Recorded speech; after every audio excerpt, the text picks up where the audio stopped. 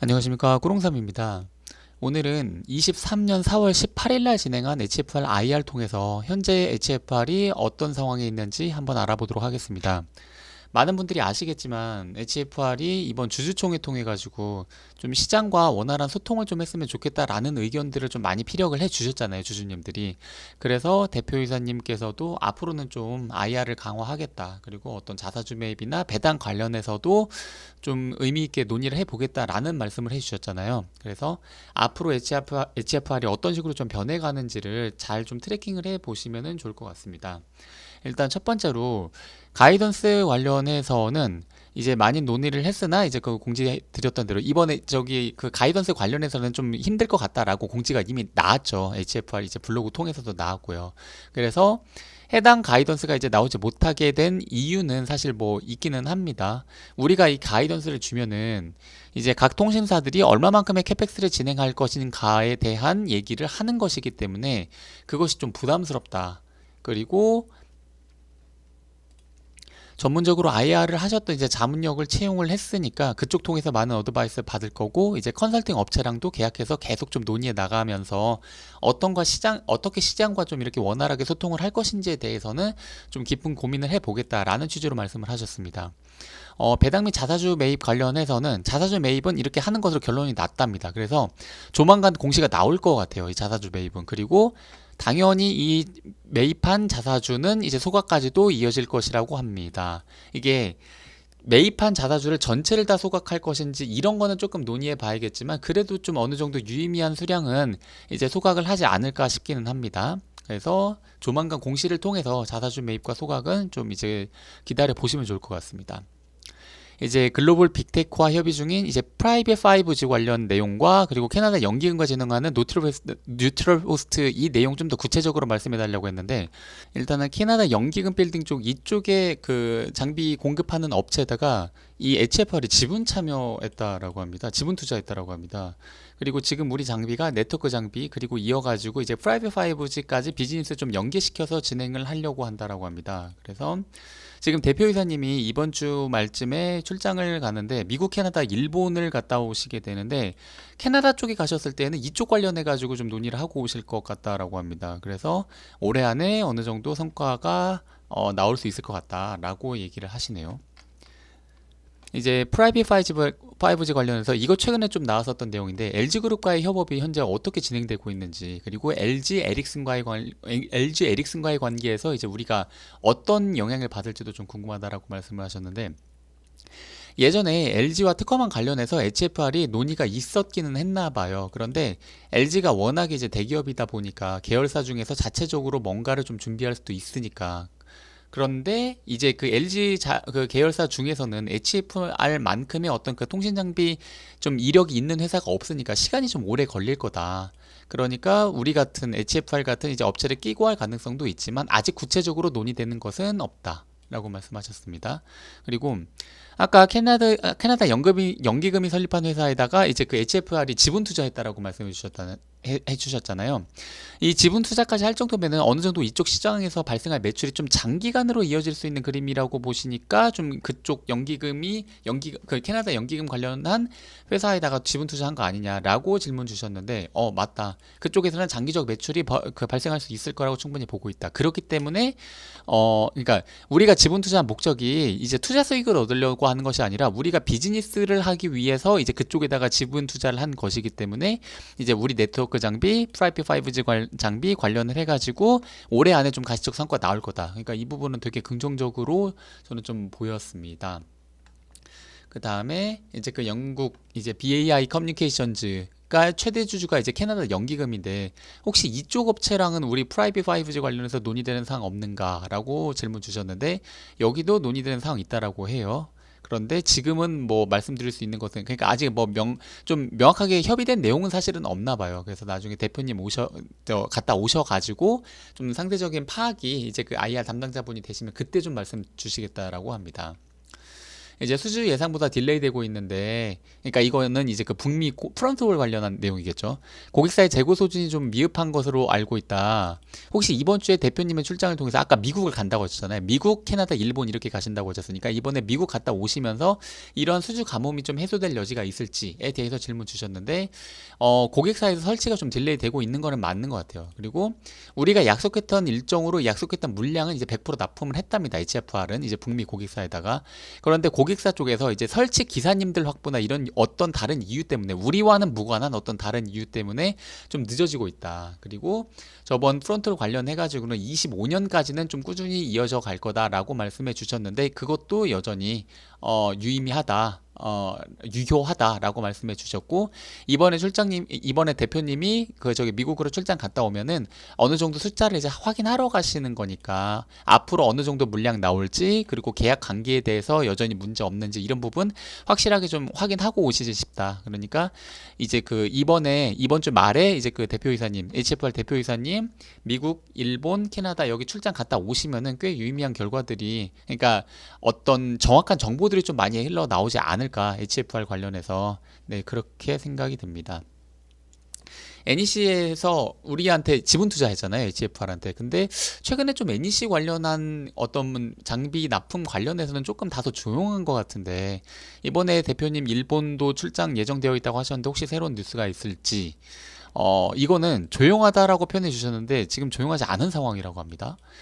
지금 아직 뭔가 가시적으로 성과는 안 나왔지만 작년 말부터 해가지고 뭔가 이제 양산 제품 지금 론칭 스타트 되어가지고 지금 NEC와는 비즈니스가 뭐 가시적으로 공시라든가 이런 것들로 잘 안 나와서 그렇지, NEC와는 비즈니스가 잘 진행이 되고 있다라고 합니다. 그래서 이 부분도 대표님 일본 갔다 오시면은 구체적 사안 논의하고 오실 거라고 생각합니다. 위에서 잠깐 말씀드렸지만 미국의 프론트홀 수주 관련해서 북미 고객사 AT&T든 보라이즌이든, 그리고 캐나다 연기금 관련한 것들 아까 위에서 잠깐 말씀드렸었죠. 여기 뉴트럴 호스트 관련해가지고 캐나다 연기금 관련한 어떤 그 인빌딩 쪽, 그리고 이제 그 NEC 양산 제품 이런 거 관련해가지고는 이번에 대표이사님 출장 마무리되면은 이제 상당히 가시적인 입장 내비칠 수 있지 않을까라고 생각은 하기는 합니다.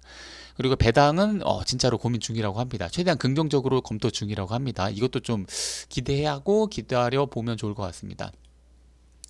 작년 실적을 베이스로 해가지고 올해나 내년, 그리고 올해가 좀 어려우면 장기 전망, 그러니까 이거는 사실 가이던스 관련한 얘기잖아요. 그래가지고 우리는 가이던스 주기는 좀 고객들을 위해서 어떤 고객수의 스탠스에 대한 노출이 되는 거니까 이거는 쉽지 않다라고 예전에 말씀을 위해서 방금 해주셨잖아요. 그래서 올해를 예로 들리면은 이제 그 WM 프론트홀 장비는 올해 좀 지연이, 아까 그 설치 관련해가지고 지연이 되고 있기 때문에 좀 지연이 되고 있는 거는 맞다. 그런데 그 장비 한해서는 올해 좀 줄어들 수도 있지만 전반적인 성장 기조가, 그러니까 25년까지는 그냥 쭉 갈 거라고 했지 않습니까? 그래서 그 성장 기조는 꺾이지 않을 거다. 그리고 우리가 프론트홀만 하는 장비가 아니기 때문에 설사 프론트홀이 슬로워질지라도 다른 비즈니스에서 모자란 부분을 좀 채우고 이런 모양새를 계속 가져갈 거다. 그러니까 걱정 말라.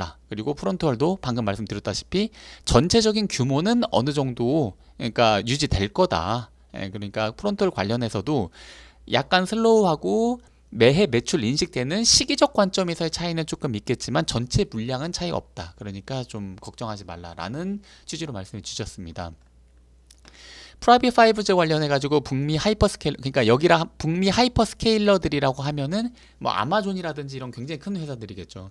사업 진행 중인데 혹시 NEC처럼 그쪽에서 우리한테 지금 지분 투자하는 그림 그려질 수 있을지. 왜냐하면 이거는 사실은 실질적으로 실적 관련한 거라기보다는 시장에서 인식하는 어떤 모멘텀, 어떤 멀티플 상향의 여지가 있잖아요. 아마존이 HFR에 지분 투자를 했어? 이거는 사실은 이런 뉴스 나오면은 사실은 정말로 그 멀티플이 상향될 만한 여지이긴 하잖아요. 그래서 이런 부분도 충분히 가능성 있다. 그리고 대표님이 미국 출장 가시는 목적 중에 하나가 같이 일할 수 있는 이런 파트너사에 대한 조율 협의 이런 것도 목표에 있으니까 북미 하이퍼스케일러들에서 우리 쪽에다 지분 투자할 가능성도 뭐 없지는 않다라고 말씀해 주시는 것 같습니다. 시장에서 꾸준히 우리 실적 피크아웃 논란 있는데 앞으로 역성장이라는 이 올해하고 내년 괜찮을지에 대해서, 이것도 사실은 계속 HFR에서는 꾸준히 주장하고 있기는 한데 프론트홀 관련해서는 수주 딜레이 되고 있는 거 맞다. 이런 쪽에서 이제 그 지속적으로 왜냐면은 이제 프론트홀 관련한 장비들이 워낙에 작년에 좋았으니까 계속 이런 우려가 나오는데 우리가 프론트홀만 있는 것이 아니고 다른 장비도 있다. 그리고 프론트홀처럼 잘 팔리는 장비가 앞으로 다른 장비에서 또 나올 수도 있을 거다. 그러니까 걱정하지 말라. 라고 말씀을 하셨습니다. 그리고 최근에 굉장히 좀 이슈가 되고 있는 내용인데 자, HFR 네트웍스라고 이제 그 북미 법인이죠. HFR의 북미 법인인데 이 조만간 상장을 조만간이라고 하면 좀 애매하고 24년, 25년 상장 목표를 하고 있는데 이렇게 말씀하셨거든요. 한 5억 불 정도 매출하면은 이제 그 나스닥 상장 그리고 한 3억 불 정도 그 5억 불까지는 좀 미달해가지고 한 3억 불 정도라고 하면은 좀 기타 다른 나라 상장이라고 다른 나라 상장을 좀 목표로 하고 계시다라고 말씀을 하셨거든요. 근데 이게 뭐냐 하면은 지금 여기서 제가 잠깐 그 캡처를 해놨는데 지금 HFR 네트웍스 이제 북미 지금 자회사가 22년 말 기준으로 526억 했거든요. 526억 했거든요. 그런데 24년, 25년 목표로 지금 상장을 추진하고 있는데 5억 불 정도 매출하면 상장 추진하겠다. 그리고 5억 불이 안 되더라도 3억 불 정도 되면은 타 국가 상장 고려 계획이다라고 말씀하셨는데 3억 불만 돼도 5억 불이 아니라 3억 불만 돼도 이 500억보다는 엄청난 매출 점프잖아요. 3억 불이라 하면 거의 뭐 지금 환율로 하면 한 3,600억 정도 될 텐데 더 되죠. 네. 그렇기 때문에 엄청난 매출 성장이 요즘 그리고 만일에 HFR 네트워크에서 이렇게 매출하면은 이거 연결로 HFR한테도 전부 다 연결 실적으로 다 잡힐 텐데 이거 굉장히 HFR 네트워크스 북미 법인에 대해서 굉장히 어떤 이 뷰에 대해서 앞으로 매출 뷰에 대해서 긍정적으로 바라보고 있는 거 아닌가에 대한 내용을 질문해 주신 것인데 여기서 그런데 혹시나 M&A 통해서 성장 추진하는 것인지 그러니까 M&A 통해서 성장 추진하면은 M&A 한 회사의 매출도 이제 그 HFR 네트워크스의 실적으로 잡힐 테니까 그러면 매출 점프가 가능하잖아요. M&A를 통해서 성장 추진하는 건지 상장 추진하는 건지 아니면 자체적으로 HFR 네트워크스의 매출이 500억 지금 작년 말 기준으로 500억 정도 하지만 계속 올라와 가지고 한 3억 불 5억 불 정도로 될 것으로 바라보고 있는 것인지 근데 대답이 조금 애매하시더라고요. 둘 다 가능한 시나리오다.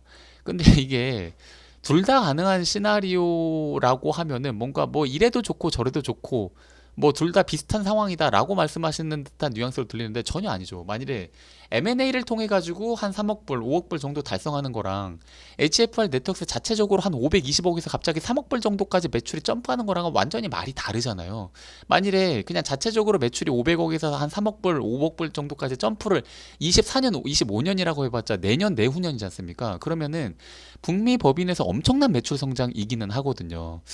그래서 한번 물어보신 건데 여튼 이건 제가 원하는 답변은 사실은 아니었는데 둘 다 가능한 시나리오다. 그러니까 M&A 통해서 그렇게 매출이 증가될 수도 있고 그게 아닐 수도 있다라고 말씀해 주셨습니다. 좀 애매하네요. 중계기 쪽은 좀 어떻게 보고 계신지 그리고 단발상 수준 말고 메인 고객사들에서 이제 그 장기적 매출 전망에 대해서는 어떻게 보시는지 이제 메인 고객이라 하면 지금까지는 좀 북미 고객사 버라이즌이나 AT&T나 그리고 이제 그 일본의 NEC 정도 이 정도가 좀 이제 그 메인 고객사라고 할까요? 그리고 근데 이제 그 IR 담당자분께서는 일단은 국내부터 말씀을 해주셨는데 국내는 어느 정도 이제 마켓이 확보했고 사실 SK가 투자 너무 안 하잖아요. 근데 작년까지 너무 안 했기 때문에 올해는 조금 더 확대될 거라고 보고는 있다. 그리고 해외 쪽 그러니까 버라이즌 이제 그 뭐 AT&T, T모바일, 뭐 디지네트워크 이쪽은 우리가 북미 쪽에 거의 10여 년 정도 이제 공들여 가지고 지금 겨우 이제 그 매출 많이 올라오고 있는 것이다. 앞으로도 뭐 이쪽에선 잘하겠다. 그리고 후지츠 그죠 후지츠 후지츠도 이제 메인 이제 고객사죠. 후지츠를 통해 가지고 이제 후지츠가 이제 그 북미 쪽으로 내보내는 저기 통로잖아요. 이 후지츠 이 일본 회사가. 그런데 우리가 후지츠만을 통해 가지고 저기 할 것지는 않을 거다. 다른 회사도 찾고 있다. 그리고 지금은 인빌딩 관련해서 가장 중점적으로 좀 추진하고 있다. 뭐 이렇게 말씀해 주셨습니다. 네, 그래서 결론적으로 좀 말씀드리면은 아직은 HFR이 좀 피크아웃 논란이 있기에는 너무 좀 과한 것 같거든요. 네, 그래서 여러분들도 한번 잘 생각을 해 보셨으면 좋겠습니다. 네, 이상입니다.